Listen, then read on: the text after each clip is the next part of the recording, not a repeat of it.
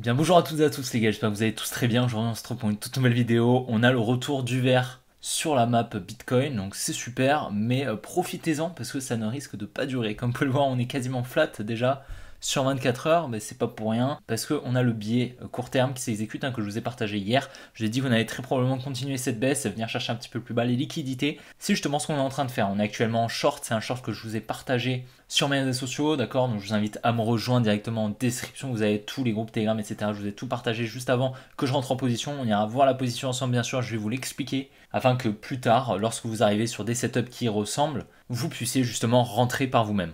Voilà, hier je vous ai partagé une analyse, un transfert qui avait eu lieu et je m'étais dit qu'on allait très probablement protéger cette injection d'ordre. Malheureusement, ce n'est pas le cas. On est venu chercher la supply que je vous ai partagée. Je vous avais partagé cette supply. Je vous ai dit qu'on allait très probablement monter un petit peu plus haut. Je vais vous mettre le screen de la vidéo devant, comme ça vous verrez, ça vous évitera d'aller voir. Mais non, voilà, assez content. On a super bien réagi dedans. On est actuellement en short depuis. Et sinon, à part ça, on ira voir le Solana. Et puis après le Solana, on ira voir l'Ethereum qui est assez intéressant également, qui est un petit peu en avance sur le setup par rapport au Bitcoin. On ira analyser ça. Et donc voilà, en tout cas, j'espère vraiment que la vidéo vous plaira. C'est de calme, n'oubliez vraiment pas de la liker, de vous abonner si ce n'est pas déjà fait. N'oubliez pas de rejoindre le canal Telegram ainsi que le groupe Telegram directement en description. Vous avez tout en description, mon Twitter, mon TikTok, mon Instagram. Enfin voilà, vous pouvez aller faire un petit tour. Ça me fera extrêmement plaisir. Assez de blabla, je vous laisse pour la suite de la vidéo. Allez les gars, on est parti. Et donc voilà, on est directement sur le Bitcoin. Donc on a bien eu, pour rappel, le mouvement baissier qu'on attendait ici. C'était le gros mouvement baissier assez volatile qu'on attendait. On est donc venu par la suite créer un support que je vous ai partagé hier. Et donc pour nous, c'est de la liquidité, tout simplement, d'accord. Donc c'est une zone d'inducement qu'on va venir récupérer. Donc on s'attend justement à ce qu'on passe sous ce niveau juste ici, sous ce low au niveau des 60 500. C'est même la target, le take profit de notre short qu'on ira voir après. On attend un passage sous ce lot et donc potentiellement un retournement dans cette zone, plus précisément cette demand juste ici, qui est pour nous assez pertinente, que je vais vous mettre en rose, voilà, au niveau des 56 000 $ à peu près. Donc si on descend un petit peu en time frame, c'est justement en lower time frame que c'est intéressant. Comme vous pouvez le voir, c'est vraiment super ce qu'on était en train de faire. On était en train de faire un espèce de canal comme ça qui monte vers le haut. En plus de ça, on laisse tous les plus bas, on les laisse comme on peut le voir. Ça fait qu'en fait, on accumule énormément de stop loss sous chaque lot que je vous ai matérialisé très très bien par ces petites droites juste là. Et donc ça en fait, ça montre qu'on n'est pas du tout sur un bottom et que ce lot va être liquidé, ok. En plus de ça, on vient dans une supply ici pertinente. Je vous avais expliqué pourquoi elle l'était. Parce qu'en fait ici, lorsqu'on est venu au contact de ce support qui est en bleu, la dumb money en fait, elle est venue racheter ce support. Elle a injecté des ordres en achat ici. Simplement parce que la dumb money, elle achète les supports et elle vend les résistances, ok, tout simplement. Donc ça veut dire qu'ici, sur le carnet d'ordre, dans cette zone, on a eu énormément d'injections d'ordre en achat. Comme vous le savez, donc la dumb money a injecté beaucoup d'ordre en achat. Et donc la smart money en a profité pour injecter ses ordres en vente, ok.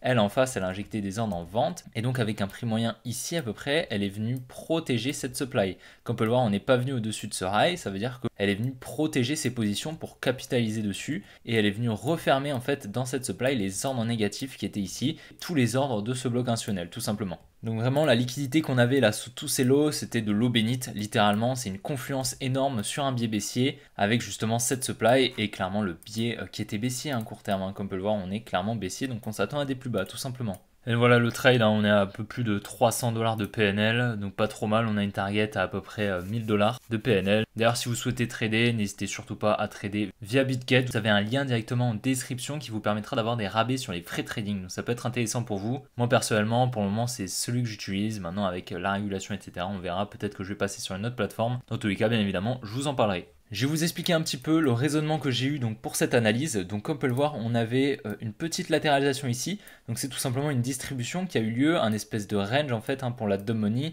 avec une espèce de trendline juste là, comme on peut le voir. On est venu la liquider une première fois juste ici avec le uptrust de la distribution. Donc on est venu protéger ce high, on est venu créer une nouvelle trendline avec une nouvelle liquidation ici qu'on ne voit pas très bien. Je vais retirer le profil de volume à gamme fixe, voilà, on la voit mieux. On est venu donc passer au-dessus, la casser, la dumb money passer haussière, ce qui a permis en face à la smart money de vendre, ok, d'injecter encore plus d'ordre en vente pour capitaliser sur ces positions qu'elle est venue protéger, je vous l'ai expliqué juste avant. Par la suite, ce qui était super, c'est qu'on avait une trading range ici, donc en fait un support qui nous apportait de la confluence sur un biais baissier avec pas mal de liquidité sous le support tout simplement, donc de la confluence en fait. Et malheureusement, je suis pas rentré avant la cassure de la trading range, j'aurais adoré rentrer ici. Malheureusement, j'étais en train d'écrire un tweet pour dire justement que le Bitcoin allait baisser.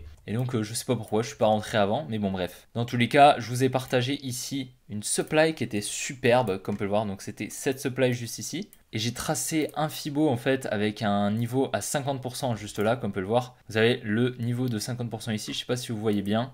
Il y a beaucoup de droite, mais du coup vous avez le niveau au milieu en fait de cette supply. Et cette supply elle est ici. Et donc on est venu rentrer au milieu de la supply pour réduire un petit peu la taille du stop loss et augmenter le risk reward tout simplement. Donc j'ai mis mon point d'entrée ici que je vous ai partagé sur les groupes Telegram lorsqu'on était à peu près ici. On est venu tranquillement créer une résistance ici, comme on peut le voir, qui est littéralement magnifique. On est venu liquider juste là. Donc en fait, ici, dans cette zone, on a également eu un transfert qui s'est exécuté, tout comme à la cassure des trendlines. Donc ici et ici, on a également eu des transferts. Mais là, on en a eu un autre qui est pas avec une trendline. Dans ce cas-là, c'était avec une résistance. Donc la Money est passée haussière ici. La Smart Money a en face injecté des ordres en vente tout simplement sur le marché. Elle est venue protéger ses positions ici. Donc nous, on est rentré pile dedans. Donc c'était top. Vraiment, on est rentré pile sur le transfert qui s'est exécuté. Et après, on a dégringolé. Comme on peut le voir, la Smart Money est venue décaler le carnet d'ordre en fait pour spéculer à la baisse tout simplement. On est venu chercher donc, le premier lot qu'on attendait ici qui détenait pas mal de liquidités comme on peut le voir. Et surtout tous ces lots ici qui ont permis la grosse accélération baissière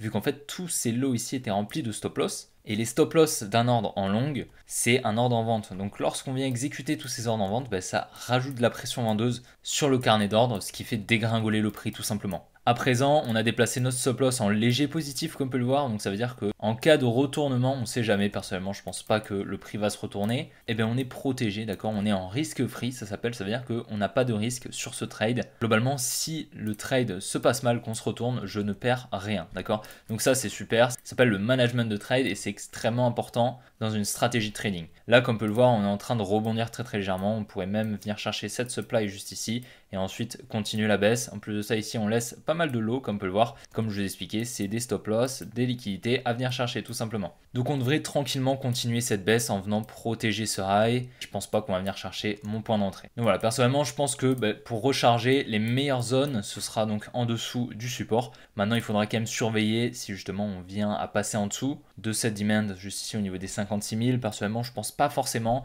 D'accord, on est quand même déjà sur un petit moins 23%. Ça fait quand même un joli nettoyage. Donc on peut potentiellement s'arrêter là-dessus et réaccumuler une fois qu'on est sous le support. C'est quelque chose qui est possible. Dans tous les cas, pour recharger des altcoins, la meilleure zone, je pense que ce sera ici. D'accord, lorsqu'on sera sur Bitcoin ici, on exécute l'analyse du Bitcoin sur les altcoins et à ce moment-là, moi personnellement, je vais racheter des altcoins lorsque le Bitcoin sera ici, tout simplement. J'aimerais vraiment avoir une jolie accumulation comme ceci, ce serait vraiment magnifique et ça me permettrait de trader un mouvement haussier comme cela avec des hautes probabilités d'exécution. On va essayer de dézoomer un petit peu quand même. Comme on peut le voir, on est quand même en train d'effectuer une grosse baisse ici. On a des equal lows qui sont magnifiques, on les voit très bien. Donc ceux-là, ils vont être liquidés, d'accord. Il n'y a vraiment pas trop de là-dessus. Comme on peut le voir, on est donc venu chercher la TH dans un premier temps, puis par la suite, on a eu le retracement qu'on est en train de vivre, d'accord. Donc on va voir un petit peu dans le passé comment ça s'est passé. Mais si on regarde un petit peu, regardez. Là, comme on peut le voir, on avait buté en dessous de la TH et pas au-dessus. Ça joue quand même beaucoup. Et ensuite, on a eu un retracement d'environ 11%.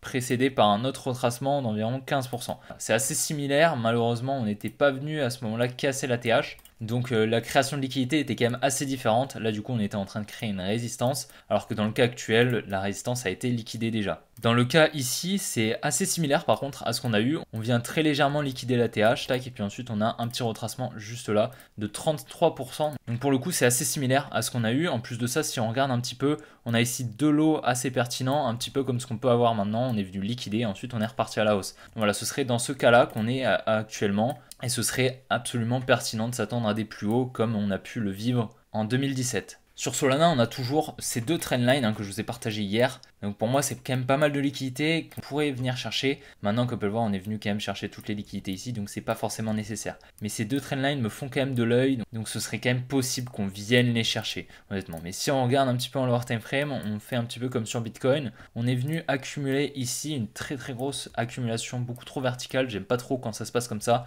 Je préfère les accumulations assez horizontales comme ceci. Là, pour le coup, on est sur une accumulation complètement verticale avec une liquidation ici complètement disproportionné. Donc voilà, j'aime pas trop ce genre de setup, mais bon, on avait une trading range ici qu'on est venu récupérer, et donc je pense à présent on va s'attendre à une redistribution et au minimum venir chercher ces liquidités ici. À voir après si on réaccumule ici et qu'on reparte à la hausse, ou bien qu'on vienne liquider la trendline, les deux trendlines hein, que je vous ai montré précédemment, par la suite réaccumuler, repartir à la hausse. C'est également quelque chose qui est possible. Dans tous les cas, pour notre biais aussi qu'on a en higher time frame, on a ces liquidités ici qui sont pour nous de la confluence sur l'exécution d'un biais haussier. Donc c'est pour ça qu'actuellement, tant qu'on est en fait dans la zone en dessous de ces liquidités, bah, c'est complètement pertinent de recharger du Solana, ok? Parce que du coup, on a quasi une garantie qu'on vienne chercher les liquidités au-dessus de ces rails. Une garantie vraiment entre guillemets, d'accord? Parce que bah, on n'est jamais garanti sur les marchés, c'est jamais sûr, mais ça augmente les probabilités d'exécution du biais haussier. C'est assez intéressant ce que fait Ethereum, comme vous pouvez le voir, on est venu donc récupérer les deux lots ici, c'est de la liquidité qu'on avait et la redistribution qu'on avait était vraiment magnifique. Hein. On est venu chercher la tiers qui était ici, à ce niveau ici, on avait donc une résistance, pas mal de liquidité, on est venu liquider ici, puis ensuite exécuter le biais baissier. Vraiment magnifique. Maintenant, si on doit trouver une demand dans laquelle on pourrait avoir un retournement, il va falloir se mettre en higher time frame. Donc on va essayer en daily, voir si ça marche. Non, comme on peut le voir, on a trop de précision encore, donc on va se mettre en 2 jours. Et là, on commence à voir quelque chose d'intéressant, mais pareil, on est toujours un peu trop de précision. Là, ça va être un peu plus intéressant. Donc ce qu'on va faire, c'est qu'on va prendre le profil de volume à gamme fixe juste ici. On va prendre tout le mouvement juste là. Et donc, comme on peut le voir, c'était ce niveau hein, qui était le plus pertinent pour un retournement où la Smart Money en fait avait plus de positions. Donc, comme on peut le voir, on est venu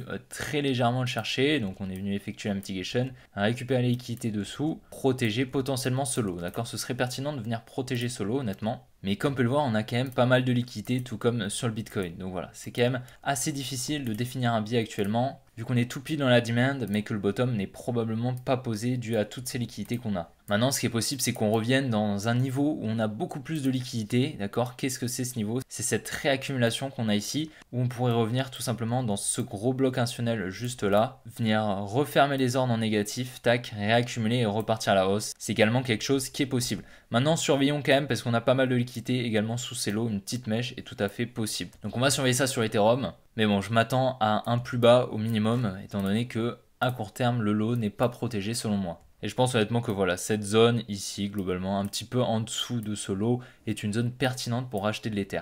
Et donc voilà les gars, j'espère vraiment que la vidéo vous aura plu. C'est le cas, n'oubliez vraiment pas de la liker et de vous abonner si ce n'est pas déjà fait. N'oubliez pas de rejoindre le canal Telegram ainsi que le groupe Telegram directement en description, ainsi que de me rejoindre sur mes autres réseaux sociaux si mon contenu vous plaît. Vraiment, si vous pouvez lâcher un petit like, ça m'aide vraiment énormément. Dans tous les cas, là, le marché est quand même assez baissier à court terme, on va pas se mentir, dû aux liquidités en masse qui sont au sud. Maintenant, il va falloir quand même surveiller une fois qu'on viendra liquider ce support au niveau des 60 000 $ à peu près, voir si justement on va réaccumuler ou va continuer cette tendance haussière. Ça va être vraiment le dilemme à trouver, on va essayer de travailler tout ça. Donc je vous invite à suivre les prochaines vidéos, on va vraiment surveiller le Bitcoin de très très près, parce qu'on va arriver quand même sur un niveau clé. Donc les gars, je vous souhaite une bonne après-midi, une bonne soirée, on se retrouve demain pour une prochaine vidéo comme d'habitude. Allez, ciao les gars!